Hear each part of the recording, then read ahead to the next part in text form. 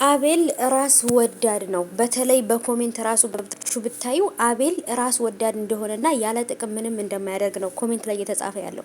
ምክንያቱም አቤል ከሄርሜላ ወይ ከአብርሃም ያገኘው ጥቅም አለ። ጥቅመኛ ራስ ወዳድ ስግብግብ ነው አቤል ማለት ነው። እውነትን ቀብሮ ውሸትን የሚያነግስ።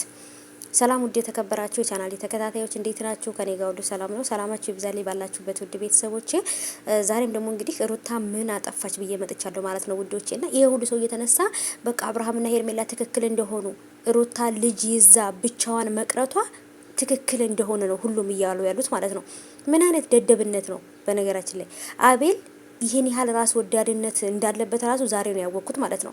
ሄርሜላና አብርሃም አይለያዩም ብሎ ኤፍሬምን ራሱ አንቆ ሊገለው ነበር ማለት ነው። ምክንያቱም ሄርሜላና አብርሃም አንድ ላይ መሆን አለባቸው። በቃ እውነት ያለው ሄርሜላና አብራሽ ጋር ነው። ሩታ ውሸቷን ነው እንደዚህ ነው ምናምን። እውነት ለመናገር ከሄርሜላና ከአብርሽ በላይ ላንተ ጥሩ ነገር ያደረገችልህ ሩታ ነበረች።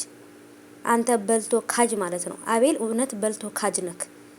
ከምንም በላይ እንዴት በአንድ ጊዜ ተገልብጠህ ለውሸት ታደላለህ? እውነትን ትተህ ማለት ነው።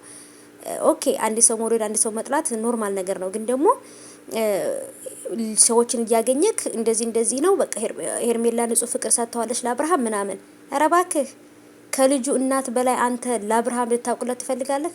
ሄርሜላ ማለት እኮ ልጅ ወልዳ ደብቃ አስቀምጣ ለሚዲያ ሳታሳውቅ ልጅ እንዳላት ማንም ሰው እንዳያውቅ አድርጋ ልጇን እኮ ቤተሰብ አክስት ጋር አስቀምጣ ነው እዚህ አብርሃም ጋር የምትጃጃለው። ስለዚህ ስለ ሄርሜላን ብዙ ነገር እናውቃለን።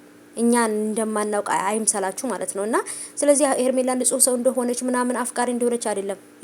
ምድረ ውሸታ ሙላጭ በርባሪ። ከሩታ በላይ ማንም ሰው አፍቃሪና ወዳጅ አለ ብዬ አላስብም ማለት ነው። ታጋሽ ሴት እንደ ሩታ ጀግና ሴት የለም እውነት ለመናገር ማለት ነው። ምክንያቱም ያሳለፈችውን ነገር አይተናል። በእርግዝናዋ ሰዓት ላይ በጣም ብዙ ቻሌንጆችን አሳልፋ እዚህ የደረሰች ጀግና ሴት ናት። ማን ነው ልክ ከሩታ ጋር እኩል መሆን የሚችለው? ውሸታ ሙላ